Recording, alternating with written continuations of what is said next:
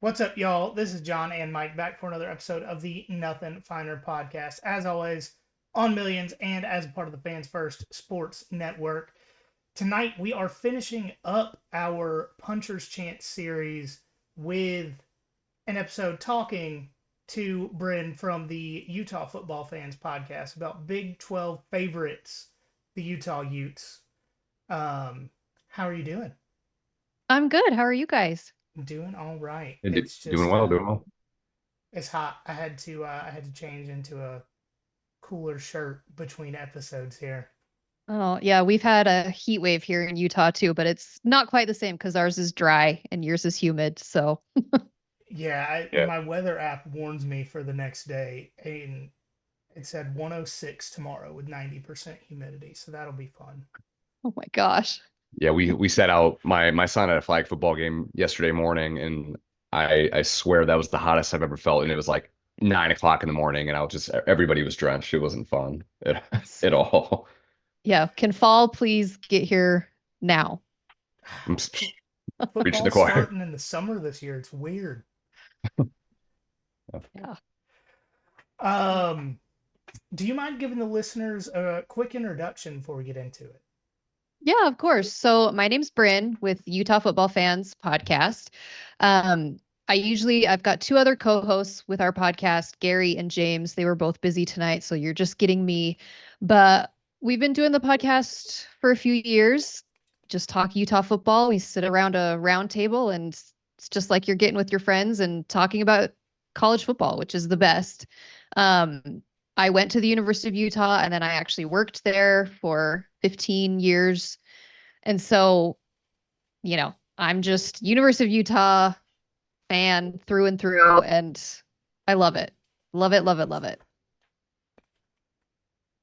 I am thankful for the beatdown that y'all gave Florida last year. That was fun to watch. We live streamed Yes. that and talked to a Florida fan, and he was having a meltdown during it. It was a good time for everybody involved except him, of course. Oh, no, it was a great time. Let me tell you, especially after going down there the year before, which we were down there, our first time in Gainesville, first time in the swamp, and that was a very interesting experience, I will I, say. A Yeah. I good a good game. I mean, not good for us at the very end, but you guys have some vitriol down there in the SEC. I'll just say that it was kind of a shock. So I went to a Florida game in Gainesville. Georgia was not playing in this game. It was Florida, South Carolina. I got free tickets. Georgia and Florida play neutral site. So I was like, 2.5 hour drive. Let's go to the game. Let's see what the swamp's all about. Fans were angry at me for being there. Yeah. Just for being alive in Gainesville. And I was like, I mean, your stadium's not nice anyways. I don't want to be here. it's a Yeah, that's swamp. No. it's the swamp. I mean, that's kind of how we felt being down there. It's like they were just mad that we were there. We had never even played each other. And so them coming to Rice Eccles last year and us getting the touchdown on the very first throw of the game and just kind of shutting them up for the rest of the way. It was sweet revenge. I was very happy about it. Mhm. There were a lot of Florida fans I talked to that didn't think elevation was going to play any sort of factor into it. Um, Yeah, and I Florida's Yeah. at spent, sea level. yeah, I So. spent time in the Rockies, so I was like, you're absolutely insane. That's one of the Yeah. dumbest things I've ever heard. You're Yeah. at sea level. What are you talking about? It's a big difference. And I don't think people understand it until they experience it. So the year before, they told us we wouldn't know what to do with the humidity. And so then last year, it was the elevation was kind of the trash talk. And I think both things played a factor in both of those games. But yeah, Mhm. the elevation will get you when you come visit Utah. Yes. Yeah, definitely on my list of places to get to. My wife's been talking about wanting to go out to Utah for a very long time. I'm like, we grew up in Michigan, so like we were familiar with the snow and everything. So like she wants to do like a ski trip at some point. So that's something that we're trying to figure out. It's a beautiful place. Come on out. Yep. So let's go ahead and get into the more recent stuff here. So let's go ahead and recap the 23 season, I should say. Utah finished their final season in the Pac-12 8-4 in the regular season before their Las Vegas Bowl loss to Northwestern to finish the year 8-5. Wins over Florida with I think I have 7 L's there. I don't know if I did it right, but wins over Florida, Baylor, Weber State, UCLA, Cal, USC, because they always beat USC, of course. Of course. Just tradition unlike any other. Of course. Arizona State and Colorado, and their losses to Oregon State, Oregon, Washington, and Arizona, which I don't think there's any shame in most of that. The offense was 100th in points scored per game. A lot of that can be attributed to not having Cam Rising for the year. They averaged 23.2 points per game. The defense was 19th in the country in points allowed per game. Or I think they allowed 19 a game, and they were 19th in the country. I think that's what I meant to say. So getting into 2024 a little bit, Bill Connolly's stat over at ESPN.com about returning production. Utah is 16th overall in returning production. 75% of the offense returns, which is good for 26th in the country. 70% of the defense, which is good for 28th overall in the country.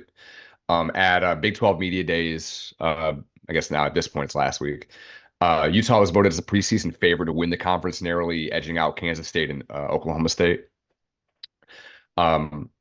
And somehow the Utes only had 3 preseason All Big 12 members. Tight end, and I'm going to butcher these names, so bear with me. I'll correct you. It's fine. Okay. Tight end Brant Cuthie? Keithy. Okay. Keithy. Defensive tackle Junior Tafuna? Yes. Oh, okay, cool. And you then, got that one right. There we go. And then punter Jack Booster? Bowmeister. I would never have gotten that. Okay. I know. It's spelled it right. Mike, did you spell it right in here? I don't know. It's an interesting spelling, but it's Bowmeister. Yeah. Okay. Noted. Okay. Hopefully we won't have to listen to his name very much. They won't have to punt very much. Yeah. Fingers crossed. Yeah. So our normal first question for when we do this Puncher's Chance series is, what is like the head coach's approval rating? Obviously, Kyle Whittingham is a legend in Salt Lake City. But what, just to kind of continue with what we've been doing, what is his approval rating in Utah, and what his 19th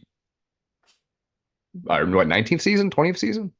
As head coach, he took over 2005. So Okay. yeah, 20th about. Wow. His approval rating is through the roof. I mean, you will not find bigger Kyle Whittingham fans than myself and my other co-hosts. But even just the temperature here in Salt Lake is, everybody loves Whittingham. I mean, you get the outliers that think they want something new, but in reality, I think the continuity of Kyle Whittingham is why Utah has been so successful and why they were able to be so successful in the Pac-12. I mean, Pac-12 was an interesting transition, and in those first few years, it was difficult, but he managed to take a program that came into a new conference, was way behind recruiting, facilities, everything. And then by the end of the conference, we were winning championships twice a row, or 2 years in a row, and went to the championship 4 out of the last 5 years in the Pac-12. And I think that's all attributed to him. Kyle Whittingham, like you said, he is a legend. He does more with less than I think any coach in the country. Utah's not traditionally known for getting maybe the highest ranked players, but he takes the 3, sometimes even 2-star guys and makes them into NFL players. So he's fantastic. Again, like I said, I think the continuity of having a coach that's been around for that long, you kind of don't get that in many places anymore. And then he's all about family, toughness. That's just his motto for the team. And the players love him, respect him. And I wish he'd stick around forever, but I don't think we're going to get him for too much longer. But his approval rating is very high. Yeah, that was one of the questions that I had. Like, what's the overall feeling about Utah naming Morgan Scaley the coach in waiting? Because that doesn't usually happen very much anymore, because there's recruiting restrictions with that and all that. So he won't be able to do a ton. I think he has the same limitations as the head coach does now that he's like formally the head coach in waiting. But what's the kind of overall perception of that, of him being named the coach in waiting? So we're thrilled. I have wanted something like this to happen for years. I've wanted this official like succession plan to be named. Morgan Scalley is a fantastic coach. And you talk about someone who's been around the program. He's been in the program since 2004. He played on our Fiesta Bowl team for Urban Meyer and then was a grad assistant and has just moved up the ranks to now being defensive coordinator. Again, he's a fantastic recruiter. He knows the environment, the style, the tradition of Utah, and he's just going to carry that through. So I love that we're not going to have like a drop off of the unknown. And I think a lot of teams fall into the new coaching where you get a guy in there, he's only there for a few years, then you have to do it again in the next 3 years, and then again in the next 3 years, and you're just kind of always on this cycle of not knowing who your head coach is going to be. I am thrilled to know that it's going to be Morgan Scalley and he's going to keep the toughness going. I mean, Utah's defense has been top of the country for the last few years, and that's all Morgan Scalley. I mean, you mentioned how we beat USC and we just continue to beat USC. I mean, we beat the Heisman winner twice 2 years ago, beat him again last year. That's Morgan Scalley. And so I'm thrilled that they named him. He's had numerous offers around the country, some very high-end jobs. He wants to be here in Utah. So I'm glad that we finally locked it down and made it official. So another guy that feels like he's been in Salt Lake forever now. What are y'all expecting out of Cam Rising in his final season of What he says is seems his to final be- season. I was about to say what We'll seems to see. be 20 in college football, but Right? I know. Isn't it weird this thing that we're in now with college football where these guys stick around for what, this is his 7th year. And I know people were hinting that he could come back for an 8th. I don't see that happening. So with Cam, it's interesting. I mean, obviously last year we missed him tremendously. And our offensive numbers showed that. The thing with Cam, more so than just his on the field talent and obviously his experiences, everything that we get on the field, to me, the bigger thing that we were missing last year was his leadership. He has this kind of innate it factor that the players just follow what he does. He is an extremely positive person. He is such a leader, and we were really missing that last year. He was still around the program. I mean, he was on the sidelines, he was helping coach the quarterbacks, but without him on the field, obviously we were missing him playing on the field, but I feel like we were missing that leader on the field. And that's what I'm most excited to get back from him this year. Obviously, I hope he's 100% healthy. I want his offensive production back because we missed it so much last year. But I'm most looking forward to having that leader back on the field that everybody's going to follow. He makes the whole team better, even the defensive guys. Like when you hear them talk about Cam Rising, they'll follow him to the ends of the earth. And that's what I'm excited to see. All right. So who are some newcomers on offense that you expect to have to play a major role this season? Okay, so newcomers, Dorian Singer, he's probably the biggest name that you'll want to look out for. So he transferred from USC. He's a wide receiver. And obviously, if you're a wide receiver coming from USC, you know how to catch the ball, right? I mean, that's all they do is throw the ball. So I'm really excited to see what he's going to do. And then Tayshawn Lyons, he transferred from Washington. He's also a receiver. Again, if somebody knows how to catch a ball at Washington, that's a good thing, especially last year. And then Carson Ryan, he's a tight end. He transferred from UCLA. This year, we have the most probably wide receiver and tight end talent that I've ever seen on a Utah football team. We're not traditionally known for being a throwing team, but seeing the names of these guys that are going to be here next year, I'm excited to see that happening more. We have tons of weapons to throw to, and I think we're going to really use them, hopefully, in a good way, but I'm excited to see those 3 guys. So guys that are returning on the team outside of Cam Rising, what are some players on offense to look out for there? So Brant Keithy, I know his name is very confusing to say. I think even they just released like the little teaser, for EA Sports for Utah. And they totally butchered his name on the little teaser. I think Oh, they called him like Brant Tooth or maybe the same way that you said it, but it's it's come on now. Keith. They could have prepared for that a little bit better. Yeah. I know, right? So Brant Keithy. So he's a tight end. He missed all of last year as well with the same ACL injury that Cam had. But if you look at the year before that in our 2022 season, Keithy was our number one tight end. He went down midway through the season, and then Dalton Kincaid had to become our number one tight end. And I don't know if you recognize Kincaid's name. He's Yes. now with the Buffalo Bills and having an awesome season. Yes. So if you know how good Kincaid was, Keithy was our number one guy. And so I hope that he is able to come back and have a fantastic year. I worry a little bit more about his health than I do Cam's. I'm just not sure if he's all the way 100%. Um, but another tight end that we have, Landon King, he started to have just a fantastic breakout year at the end of last year. So I think he's going to come back and have an awesome season. Um, I talked about some of the newcomer wide receivers, some of our other receivers, Money Parks. It's like the best name Nice. ever. His Yeah. name's Right. Money, so he's easy Especially to for a remember, receiver. Yeah. right? I know it's absolutely perfect. I think he's going to have a big year, and then another receiver named Manir McLean. I think he's going to have a big year. Again, offense. Obviously, it starts with quarterback, with Cam, but we have a lot of weapons this year. And like I said before, it's maybe something we haven't traditionally had at Utah. So I'm excited to see how they're going to utilize all of it. Mhm. Who do you think is going to be the best player on defense this year?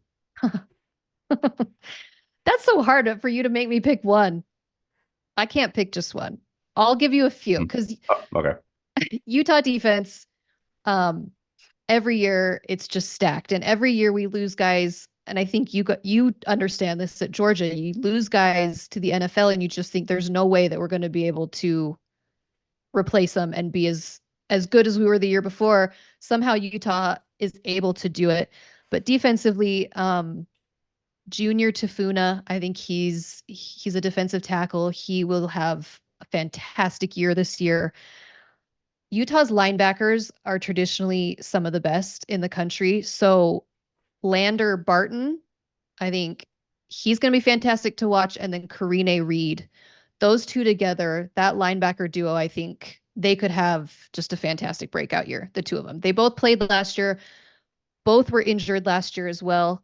So I think this year, and I do have to just mention last year, I mean, you went through kind of our 2023 statistics. Everybody knows Cam was out for the whole year, for the whole season.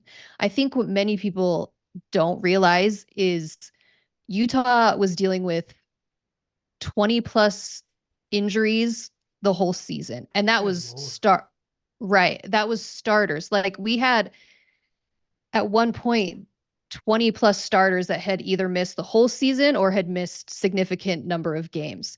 Um, and both Barton and Reed were a part of that. I know it was insane. So the fact that we had 8 wins, it actually was surreal because every week we were just waiting to see which guys weren't going to be able to play. And it kept being just season ending, season ending, season ending. We were down to our fifth string quarterback, I think, when we played Colorado for the last game of the year. Yeah. Um, so I'm excited to see. Hopefully, everyone can stay healthy. But Lander Barton and Karine Reed, those two linebackers, I think they could be something special. So, are there any newcomers on the defense that you expect to play a major role? Yeah, so like I said, we lost guys to the NFL, and sometimes it's hard to replace them. But one guy, his name's Nate Ritchie, so he plays safety.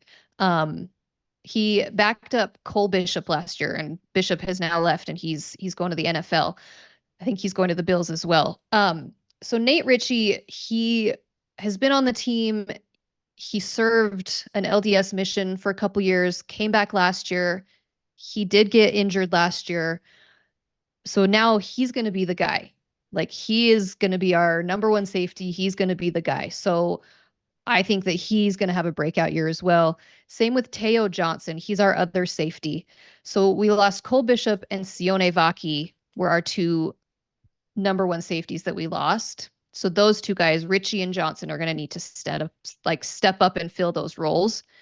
Um, we do have a cornerback who transferred from Michigan, but he's young. He's only a freshman, so we haven't seen him play. I'm not really sure. His name's Cameron Calhoun. And then another cornerback, he's going to be a sophomore. His name's Smith Snowden. He played a couple games towards the end of last season, and there were some flashes of brilliance. So I think in his sophomore year, he could come in and have a fantastic year. But we are going to rely heavily on those guys because they need to replace the guys that we've lost. Hmm. So on the Hard Rock Sportsbook down in Florida, Utah's the Big 12 favorite, like we talked about the Big 12 media days. They're plus 325 to win the Big 12, and their season win total is the season win total is at 9.5, and they're also plus 240 to make the college football playoff. So we always typically end with this, but do you think Utah is going to go over or under that 9.5 wins this season? I think over. Yeah, I think love to hear it. I think 10. I think 10-2 is a likely scenario. Um, it is an odd thing to be in this new conference and to be picked to win the first year that we're in. This is this is not something that Utah's traditionally used to. I mean, we were starting to be picked towards the top of the Pac-12 the last few years, but again, like I said, when we joined that conference, we were nowhere near the top. So to join this new conference and to be up there, I'm excited. I don't know a lot of these new teams, or at least I don't know a lot about the Big 12 teams. So I'm excited to play these games. But yeah, I think with all these returning players that Utah has, if we can all stay healthy, which of course that is for everybody. But yeah, I think 10 wins is definitely doable. Yeah, I mean, if you look at the schedule, the Big 12 has the most parity of any league in the country. But start off against Southern Utah at home, Big 12 opener against Baylor, go to Utah State, to Oklahoma State, which that's going to be tough. So Yeah. so that Baylor game is actually a non-conference game because Oh yeah, that's right.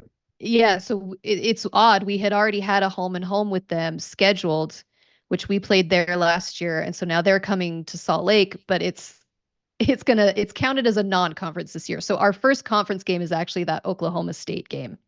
Oh, okay. I Yeah. wish the SEC would. I wish that SEC would have done that with Georgia was supposed to go. I think we were supposed to go to not Stillwater, to Norman to play Oklahoma last season, and the big SEC made them cancel that. So that Right. wish they would have done it like that. But yeah, at Oklahoma State, at home against Arizona, then they go to Arizona State, at home against TCU, at Houston, then the Holy War against BYU in Salt Lake, at Colorado, then at home against Iowa State, and then they finish back in Central Florida in the bounce house against UCF. But that And is late November, so it'll be like yeah, 75. it will be That's, very good. that sounds That's great. yeah. Yeah, but I mean, looking at that, I think 10 wins is doable. I mean, like you said, joining a new conference is going to be tough, but again, Kyle Whittingham has done that before. Yeah. And So he knows what to do, and like you said, Big 12, I do think it's going to be a very competitive conference. Like you said, I think it's got probably the most parity. We're used to that. The Pac-12 every year, everyone would just beat each other up. So we're kind of used to that type of play, but the Oklahoma State game, to me, that's probably the toughest one. Going to Stillwater, if they were coming to Salt Lake, I maybe would feel a little differently, but I think that could definitely be one of the losses. Going to Colorado, I don't know. Colorado is an interesting one. If they stay healthy, if Shador stays healthy, I mean, that guy, he can do everything on the field. So I do think the Oklahoma State one is tough, and then I think there is going to be another one in there that we could likely drop. But I'm still confident with 10 wins. I think we can hit 10. Mhm. The Colorado one, to me, last year we were way too high on Colorado before the season started. So now I'm backpedaling quite a bit. I just, man, they've got talent everywhere but where it matters. Can you You protect were the quarterback and can you get to the quarterback? so you Yeah. were on the bandwagon last year before the season? Well, they were one of our in the series that we're doing right now. They're one of our puncher's chance teams because like we're like they only won one game in 2022, so like they had nowhere to go Right. but up. So like I mean Right. we were right. They won what 4 games? 4. Yeah. So I mean huge improvement, but they're not going to do more than that this year for And then sure. we thought they were fun until Yeah. it got to be from like making videos and having fun to being bitter about not being good. Yeah. Yeah, and I don't know if you guys saw Shador's comments at Media Days how every game is a Super Bowl or they're everyone's Super Bowl. So, You I mean let that 8 teams win the Super Bowl last year. yeah, that was great. I mean, Utah's Super Bowl champs now. I There didn't you know go. that before Shador said that. So, I don't know what I know they've um talked about how they've brought in some offensive line guys, which is where they were really lacking, but again, I don't know. They have the weapons, but like you said, do they have it where it really matters? I'm not quite sure on that one yet. Yeah. Shadur has his dad's ego with an empty trophy case. And that's my biggest issue. Mhm. It's I true. just I Yeah. for him to be mad that Carson Beck was rated the same he was in the game, it's like, dude, you were the most sacked quarterback in the country last year because you didn't want to hurt your completion percentage. Right. Like, pull on your ear, let some of that air out and some knowledge in, and maybe you would stop looking so stupid on the internet. Yeah, we'll see. We'll see how it goes. I don't know that they're gonna I could see it going both ways. I could honestly see them having a worse year than they did last year. Yeah. But we'll see. Mhm.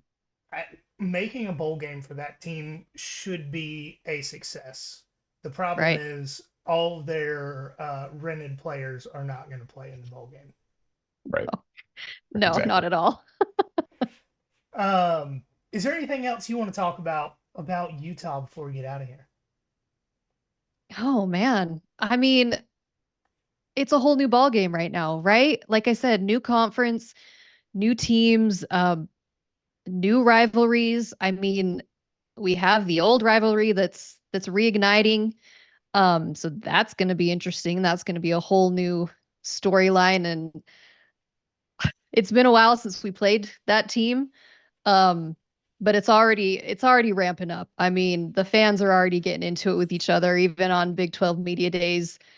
Our wonderful quarterback Cam made a comment about wanting to kick their asses and all that good stuff. So it's Yes. great. So old rivalries and then new ones that are gonna come out of these games as you play. Like I never thought USC would end up being a rival of ours, but it kind of happened that way. And again, we just kick their butts every time. And it was a great way to send off the Pac-12 is beating USC always.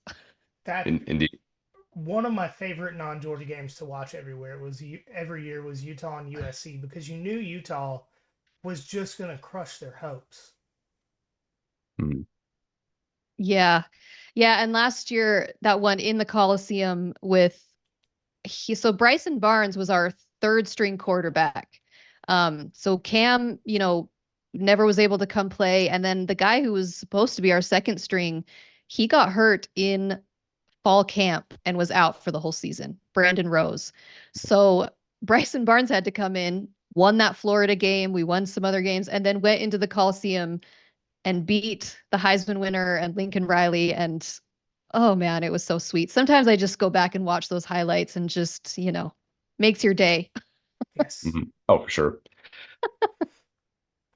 One last thing. This is more of a comment than anything, but um, the when Utah played in the Rose Bowl against Ohio State, I wanted nothing more than to get one of the Utah like specialty like what they did with the logo, like with their helmet with the rose going through Right? the U and Yeah. stuff like that, and Beautiful. just like just some gear. That was my favorite thing. I love what Michigan does with the Rose Bowl stuff, with the stuff on their shoulder pads and everything. But with what Utah did, I just wanted something from that, and I cannot find it anywhere. You And I can't wish I would find have that hopped on logo it. anywhere? No, Oh, no. I mean, definitely not locally, but like online well, either. I yeah. haven't been able to find a thing. I'm like, I would rock that all the time. Yeah, I mean that logo is just It is. It's so beautiful. And then I felt like the next year, because back-to-back Rose Bowls, which was amazing, but the next year, it's weird. They didn't do that exact same logo, and so the merchandise was kind of even harder to find. Yeah. Um, Obviously all the players got that sweet logo on stuff, but you're right. It was kind of hard to find for the rest of us. But it is. It's a beautiful helmet, Mm. beautiful logo, beautiful uniform. Just I wish the game had just Yeah. it just needed to end a little differently on that one, but oh well. Yeah. Well, we appreciate you coming on and talking to us. We had a great time, learned a lot. Is there anything you'd like to plug before you get out of here?